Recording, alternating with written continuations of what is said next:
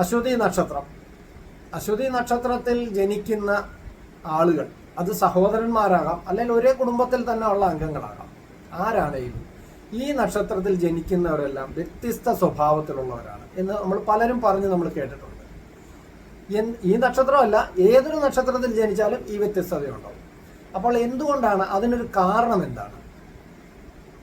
ഹരിയോ, ഞാൻ സന്തോഷ് സരോവരം. ഓരോ നക്ഷത്രത്തിനും 4 പാദങ്ങൾ വീതമാണുള്ളത്.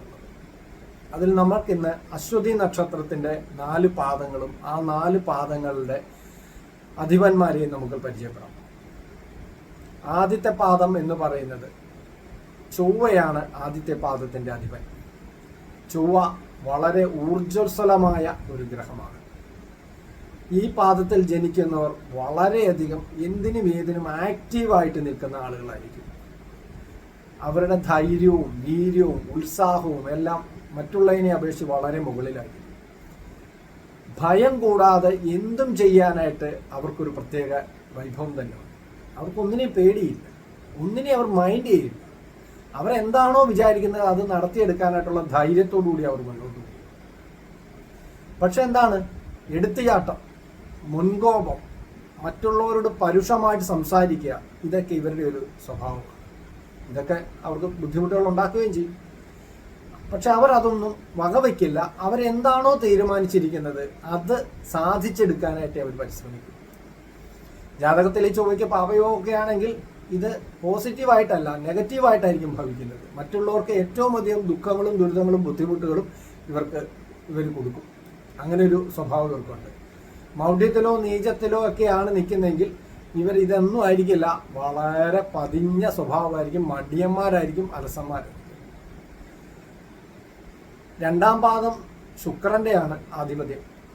ശുക്രൻ എന്ന് പറയുന്നത് ഭോഗസുഖങ്ങളുടെ ഗ്രഹമാണ്. സൗന്ദര്യം, വാഹനം, ആഭരണം, വസ്ത്രം, എപ്പോഴും ഇങ്ങനെ നല്ല തിളങ്ങി നിൽക്കാൻ ആഗ്രഹിക്കുന്ന ഒരു ഗ്രഹമാണ് ശുക്രൻ.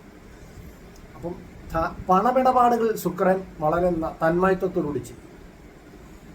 ചെലവുകൾ, ആ ചെലവുകൾ എന്ന് പറയുന്നത് അത് കൂടുതലും ഇവരുടെ ആർഭാട ജീവിതത്തിനോ അല്ലെങ്കിൽ ആർഭാടകര വസ്ത്രത്തിനും വാഹനത്തിനും ആഭരണത്തിനും ഒക്കെ ആയിട്ട് ചെലവ് ചെയ്യുന്നതിൽ ഇവർക്ക് യാതൊരു മടിയുമില്ല. പാപയോഗമാണ് ശുക്രന് വരുന്നതെങ്കിൽ ഇത് ഇതിനൊരു മറുസൈഡിലുമുണ്ട്. തെറ്റായ മാർഗങ്ങളിലൂടെ സഞ്ചരിക്കാനായിട്ടുള്ള ഇവരുടെ താല്പര്യത്തെ വർദ്ധിപ്പിക്കുന്നത്. മൗഢ്യത്തിലോ നീചത്തിലോ ഒക്കെ ആണെങ്കിൽ ഇതൊന്നും അവർക്ക് വേണ്ട. മുഷിഞ്ഞ വസ്ത്രമാണെങ്കിലും അവർ സന്തോഷവാന്മാരായിരിക്കും. അവർക്ക് അതിലൊന്നും യാതൊരു പരാതിയോ പരിഭവമോ ഉണ്ടാവില്ല. 3ാം പാദം ബുധന്റെയാണ്. ബുധൻ ഏറ്റവും അധികം വളരെ തന്മയത്വത്തോടുകൂടി സംസാരിക്കുന്ന, അല്ലെങ്കിൽ വളരെ ബുദ്ധിയോടുകൂടി ചിന്തിക്കുകയും പ്രവർത്തിക്കുകയും ചെയ്യാൻ നമ്മളെ പ്രേരിപ്പിക്കുന്ന ഒരു ഗ്രഹമാണ്. സാഹിത്യകാരനായിരിക്കാം. എഴുത്ത്, പാട്ട്, ഇങ്ങനെയൊക്കെയുള്ള കലാവാസനയോട് കൂടിയിട്ടുള്ള ഗ്രഹമാണ് ബുധൻ.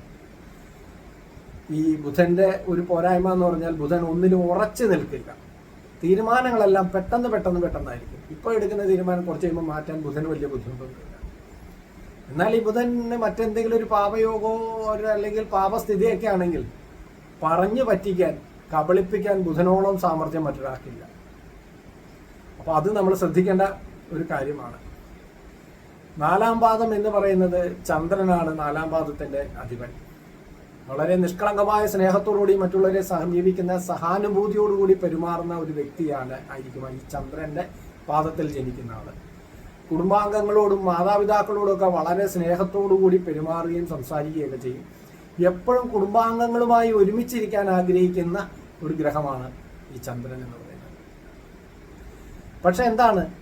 വളരെ ചെറിയ നിസാര കാരണങ്ങൾ മതി ഇവർ മാനസികമായിട്ട് ഡൗൺ ആയി പോകും.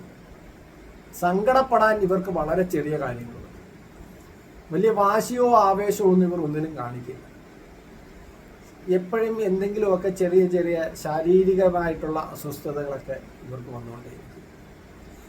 അപ്പൊ ഇങ്ങനെ നമ്മളൊരു നക്ഷത്രത്തെ എടുത്തിട്ട് അതിന്റെ 4 പാദങ്ങളെ 4ആയിട്ട് വിഭജിച്ച് 4ആയിട്ട് ചിന്തിക്കുമ്പോഴാണ് ഒരു നക്ഷത്രത്തിൽ 4 പാദങ്ങളിൽ ജനിക്കുന്നവരുടെ 4 വ്യത്യസ്തമായ തീരുമാനങ്ങളെയും ചിന്തകളെയും അഭിരുചികളെയൊക്കെ നമുക്ക് മനസ്സിലാക്കാൻ പറ്റുക. കൂടുതൽ മറ്റ് നക്ഷത്ര വിശേഷങ്ങളുമായി വരുന്നിടം വരെ നന്ദി, നമസ്കാരം.